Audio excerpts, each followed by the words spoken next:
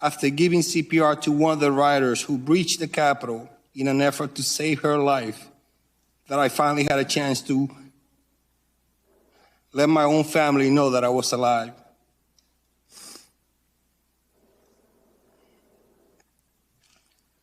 After order has been restored at the Capitol, in many hours, I arrived home at nearly 4 a.m. on January 7th. I had to push my wife away from me because she wanted to hug me. And I told her no, because of all the chemical that my uniform had on.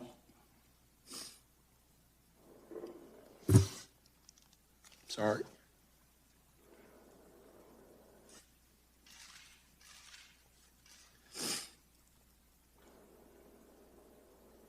I couldn't sleep because the chemical reactivated after I took a shower, and my skin was burning. I finally fell asleep 2 hours later, completely physically and mentally exhausted. Yet by 8 o'clock a.m., I was already back, on my way back to the Capitol.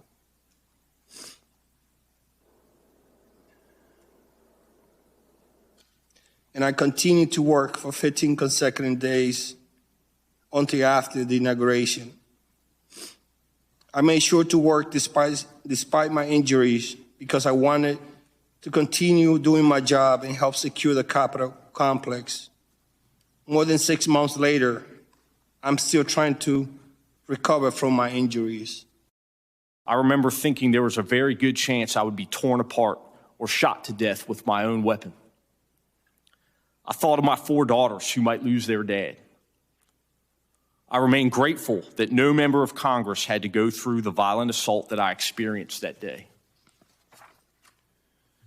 During the assault, I thought about using my firearm on my attackers, but I knew that if I did, I would be quickly overwhelmed. And that, in their minds, would provide them with the justification for killing me. So I instead decided to appeal to any humanity they might have. I said as loud as I could manage, "I've got kids." As we came close to the terrorists, our line was divided and we came under attack. A man attempted to rip the baton from my hands and we wrestled for control. I retained my weapon after I pushed him back. He yelled at me, "You're on the wrong team." Cut off from our leadership, which was at the front of our formation, we huddled up and assessed the threats surrounding us. One man tried and failed to build a rapport with me, shouting, "Are you my brother?" Another takes a different tack, shouting, "You will die on your knees." It really, the video yesterday, the testimony was nothing short of extraordinary. These were great police officers, great cops, fathers, husbands, Americans who were defending this country. They were defending our Constitution, and they were getting brutalized for it by terrorists that were sent to the Capitol, by insurrectionists, by seditionists. It's, you just again, look at the definitions in our books, our statutes. Of course, I know laws mean absolutely nothing to the people that were there that day, who stormed the Capitol that day. It means nothing to Donald Trump. I understand that. But I was watching, and John Heilman, I actually was telling myself, okay, well, this is actually going to cut through. I understand we live in a crazy age. I understand there is a personality cult. I understand all of these things, but so many of those people who have not wanted to face the truth about January the 6th respect cops, respect law enforcement officers, and will listen to this, and at least they will be afforded a bare minimum of respect. And yet on other networks, you actually had people saying January 6th was much ado about nothing, and, well, that these police officers were just actors. Yeah, man, I was, Joe, I've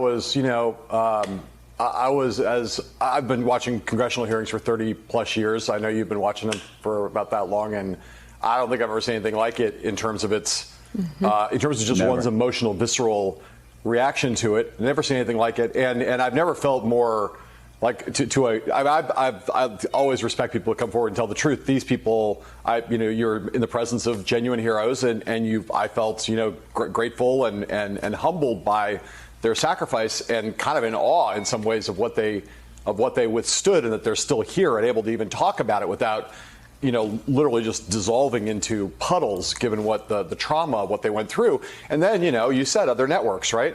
I think it's really important that it's not just that there's this cult of personality. What I think we all do not grasp fully yet, we have only a vague sense of it, is that there is this parallel universe, this parallel media infrastructure, this parallel media universe in which Donald Trump is the king, is the godhead. But it just means that there are tens of millions of Americans now. The reason that that this is not going to change their minds is it's not going to get through to them at all. They are just they are absorbing a totally different version of reality and what's going on in America. So to the extent that this stuff got covered, as moved as I was by the testimony, I was just enraged to see people on all of these right-wing networks getting on and saying they're crisis actors, saying these people made this up. There's primetime hosts on other networks, like giving out acting awards for who was the best actor in this category and that category. I mean, the most disgusting, appalling, morally depraved, stomach churning behavior on people who are not worthy. Not even worthy to coexist on the same planet in some ways with these people. These people who made the sacrifice are sitting in their fully vaccinated, air-conditioned studios, mocking these men, mocking them, not diminishing their importance or talking about. I'm talking about openly mocking their sacrifice and their service, calling them crisis actors, calling them. Saying they fabricated all this, apparently made it all up, and then others, Joe, as you know, some people who used to have some respect in this business, coming on television and saying, it was much ado about nothing. This was a largely peaceful protest, going back to that same trope that's been trotted out now by some of these nutty right-wing members of Congress and the former president, that hey, nothing to see here. This is a day at the park, even in the face of all of the video evidence and in the face of this powerful testimony. No, it's not going to break through, I'm afraid, because they are fully in the grip of this delusion, and the delusion is supported by this alternative parallel media infrastructure that is never going to allow anything close to the truth to pierce the consciousness of the people who are in its thrall. You do wonder about the people that run those other networks. You do wonder why they allow anti-American rhetoric like that to go over the air, why they allow the mocking and the ridiculing of law enforcement officers who risk their lives, were beaten within inches of their lives. With American flags, brutalized, all to protect and defend the Constitution of the United States, all to protect and defend a constitutional occurrence from happening, all to protect and defend the peaceful transition from one president to the next. And you watched the testimony yesterday, and I can tell you, any good American, let me say that. I don't say this usually. I'm going to say any good American that respects law enforcement, that respects men and women in blue, any good American would have been moved by what they saw yesterday. And if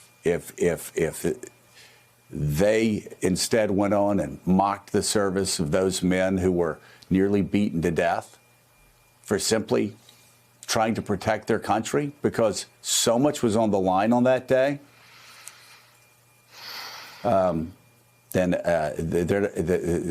then accountability, I guess, at the end of the day, goes to those people and those corporate boards that allow people like that on television. It's a disgrace to America. It's a disgrace to the networks that they're members of. It's a disgrace to all of us that people like that mock the service of the men in blue who protected us in the middle of a constitutional crisis. And if anybody telling you that January 6th wasn't a constitutional crisis, if you're listening to anybody who's mocking the service of these cops, you just know they're not good Americans. They're not good Americans. I said it. I said it again. And people that employ them should be ashamed of themselves. They're a disgrace.